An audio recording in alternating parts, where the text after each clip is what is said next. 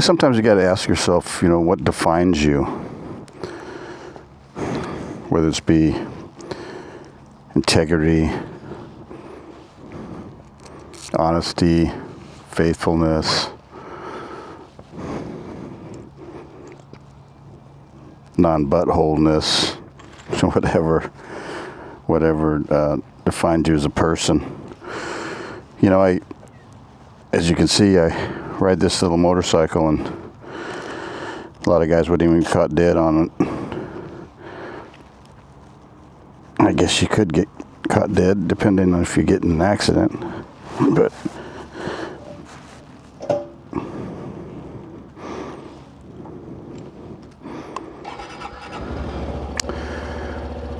in other words, would they ride a little motorcycle like this?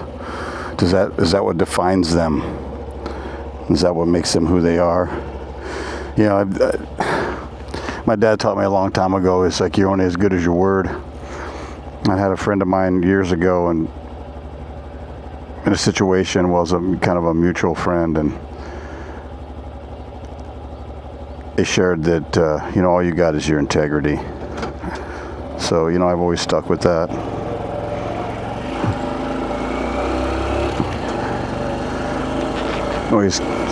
Always in my mind.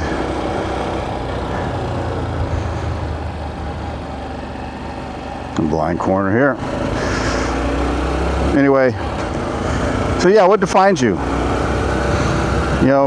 Being a straight up dude, or con man, or yes man, or honest man, loyal man, faithful man, whatever, woman, whatever. What defines you at the end of the day? I've never been defined by any one thing, or my position at work. Like, I'm a sales manager or whatever I was at the time, and definitely just to find out who I am. I'm just like a normal guy, trying to be honest, trying to get through the day, trying to pay my bills, be honest, pay taxes, all that kind of stuff. And it's kind of how I live my life. I've had friends that I've had to lose because they weren't that.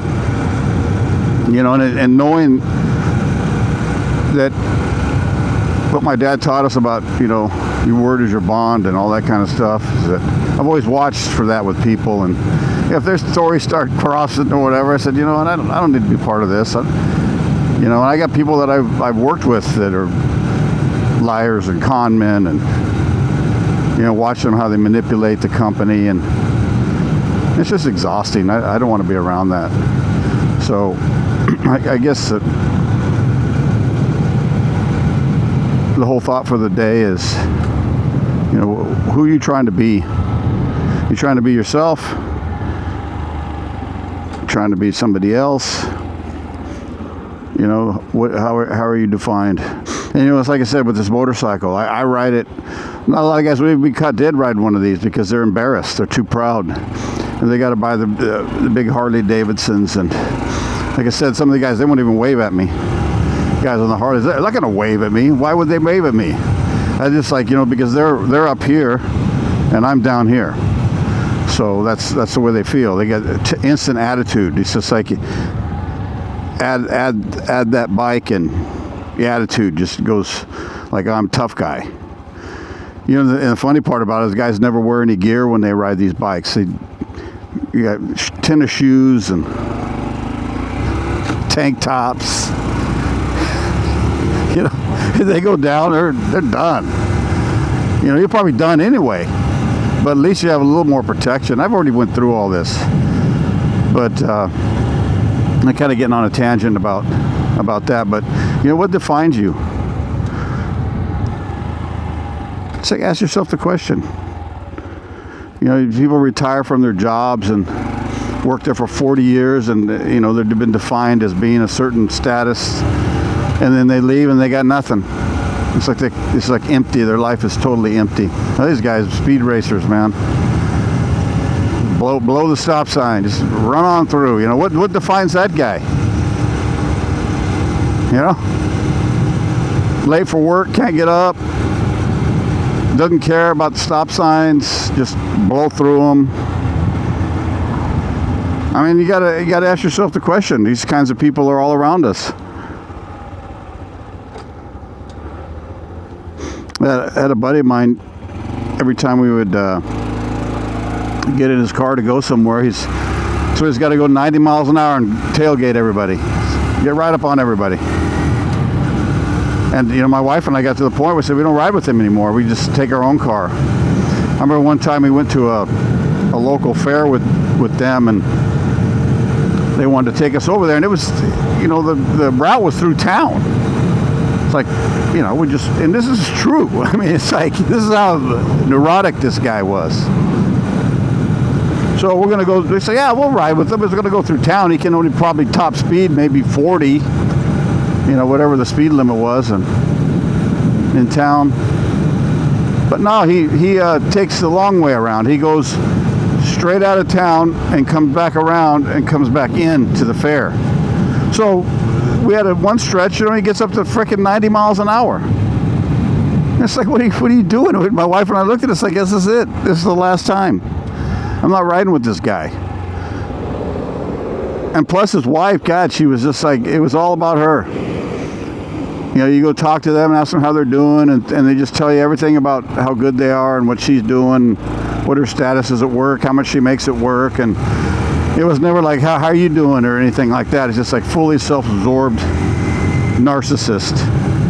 So you know what? Just out. I don't talk to him anymore. I don't have time for that. I have a struggle enough being the way I am now. I don't want to be around all that to get pulled into that crap. So yeah, ask yourself, look in the mirror, what defines you, who you are. Had a guy the other day talking to one of my co-workers, and we went to lunch, and took us, a really nice guy, took us to lunch, and we're doing a project for him, and he was telling my co-workers, hey, I'm not trying to be fresh or anything like that, but talk about me. He goes, he's a real sweetheart.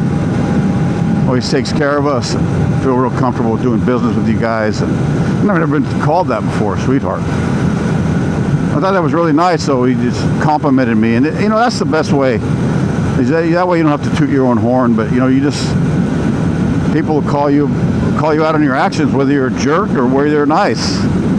It's not to say that I'm perfect, but you can always try to live by standards, integrity, and if you don't have that, you pretty much got nothing. It's like financially, if you're well off, but if you're a jerk, who cares? Nobody wants to be around you.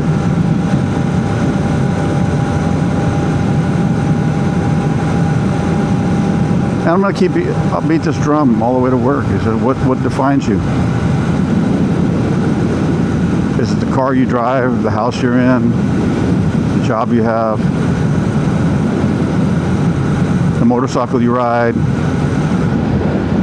Of course, if this defines me, most guys would be embarrassed to be on one of these. I love it, because this doesn't define me. I like to go on the slow ride. You can look around, look at the animals,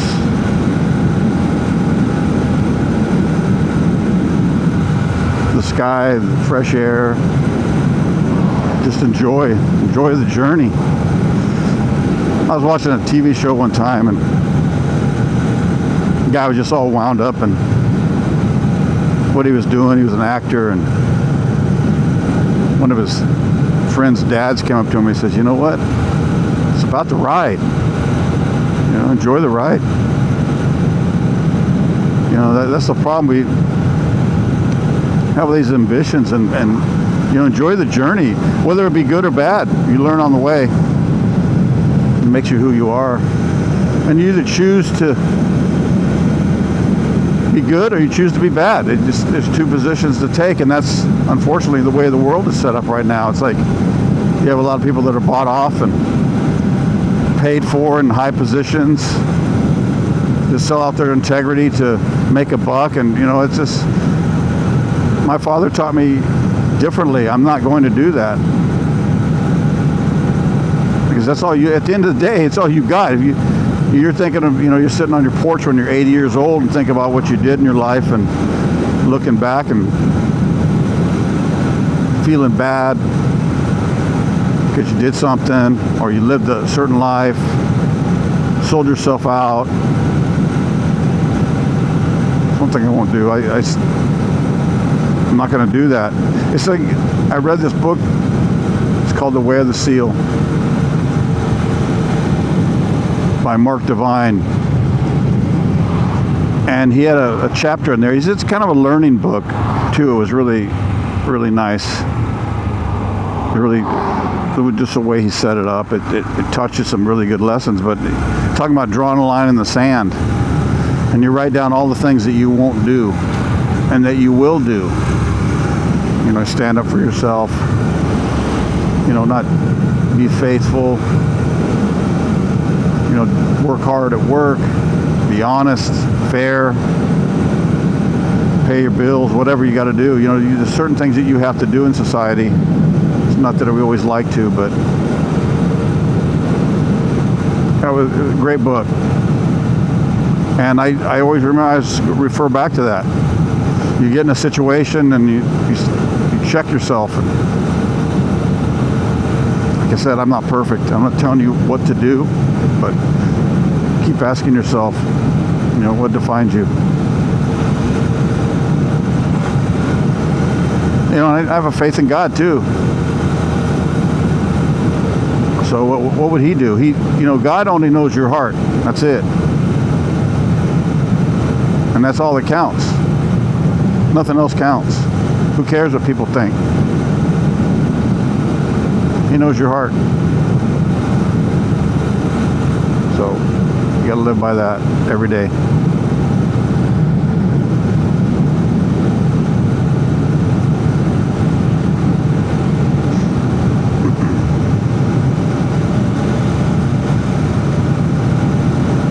I was telling you earlier about this field up here, and they actually did plant olives. Must be the new crop. Right up here. All baby olive trees.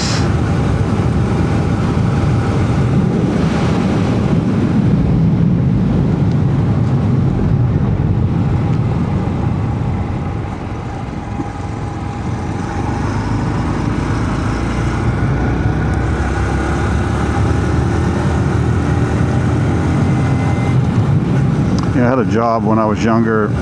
One of my first jobs in high school and into college, worked at a car dealership, and always tried to do over and beyond. I was just kind of a sidekick, just kind of picked up the slack on kind of every aspect, and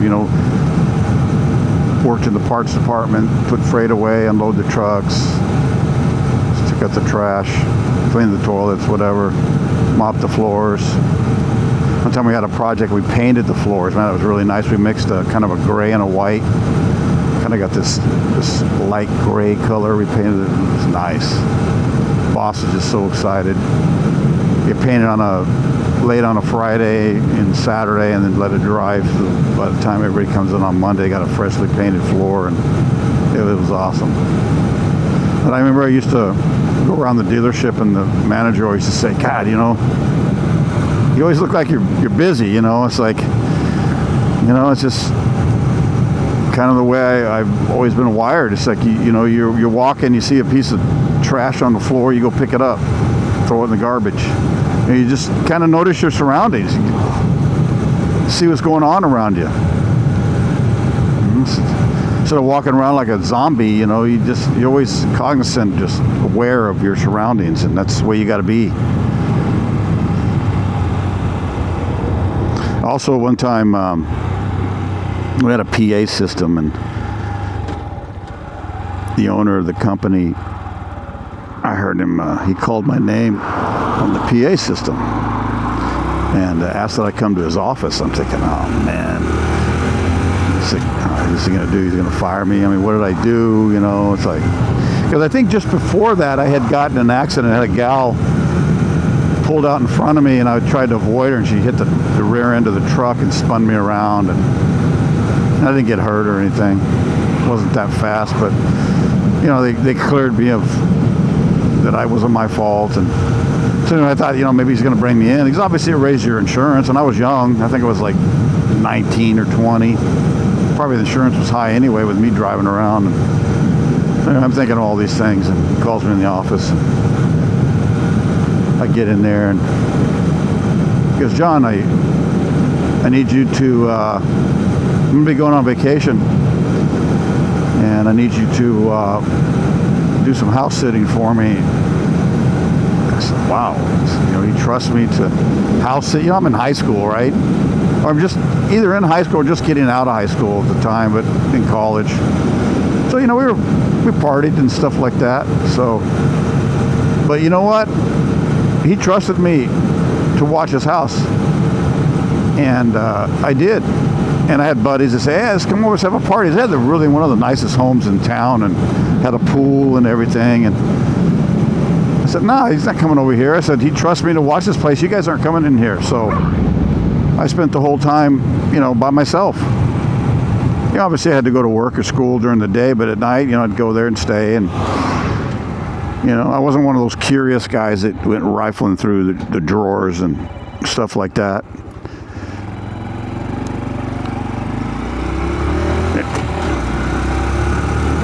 So, anyway, my wife's trying to call me, and I didn't turn my intercom on. She's wondering what the heck is going on. She usually calls me about halfway through the ride. I heard my phone ringing in my backpack. my little bag behind me. See if she, it connected, so see if she calls. See this flatbed right here, man? You can't even hardly see it. It was sticking out a little further. I could clip that and go down. Always got to watch. Anyway, so yeah, he had me watch my house, and said, "No, you guys aren't coming over. Nobody's coming over." So I watched it, and because he trusted me. I'm not gonna do something stupid and set myself up. No, there she is. Hey, I go on block 21 right now. I forgot to turn my intercom on. How many times did you call? Okay, as I heard it ringing in my backpack, and I said, oh crap. At least I had my ringer on. Usually I don't even have my ringer on, so. Anyway, that's beautiful. It's nice and cool, and it's supposed to be in the 80s today, right? Right. It's funny going by these olive trees, you get this rancid smell, and you got this stain on the cement. I think it's like oil or something that emits from the olive trees. Yeah, so it's like, I guess it's like oil over time. It gets rancid. It has that rancid, it kind of smells like garbage or whatever. But anyway, so no goats this morning. Yeah, so anyway, so okay, well, I'll call you when I get to work. Okay, see ya. Bye. Anyway, getting back to, wow, that guy's burning oil, man. Wow, he must have a lot of miles on that thing. Those Hondas go forever. Little Honda Civic, and it's burning oil. Must have like 400, 500,000 miles. They usually go a lot longer than that before they start burning oil. Well, not to say burning oil, but where you can actually see the smoke coming out of the pipe, because a lot of cars do burn oil anyway. But anyway, getting back to that. So yeah, it was nice. I mean, got to watch his house, and it felt good. You know, it's like he trusted me, and that was when I was young. So, you know, you want to keep that going. You don't want to do something and people don't trust you, because this is the rest of your life, because you get blamed for something. Yeah, you did it, even though you didn't do it because you did it before. So that's the problem with that kind of stuff, is that it just stays with you. If you're known to have integrity and be a straight up dude, you know, you don't have to question, you don't have to ever defend it. You like I said, I'm not perfect, but at the same time, you just strive to be all you can be, to be the best you can be. And to me, that's, Dad always said, don't do anything where you're going to be rolling over in your grave, or you can't sleep at night. I sleep good every night, and I think about that. So again, ask yourself what defines you. Is it motorcycle you ride, house you live in, the friends you hang around? That's one of the things is the people you hang around. People see you hang around a bunch of shady dudes, they're going to think you're exactly the same. I don't have any shady friends. At least I don't think I do. I mean, like I said, I don't know everybody's heart. Only God knows your heart, but most of the guys have been stand-up dudes. Everybody that I hang around with there's got ideas. You're not talking about, carousing or drinking or smoking, all that kind of stuff. You just talk about constructive stuff. Have a good laugh, and it's not boring. It's real. So it's nice. It's nice to have real friends and not live in the darkness. Try to live in the light as much as possible. There's so much darkness right now in the world. I want to live in the light.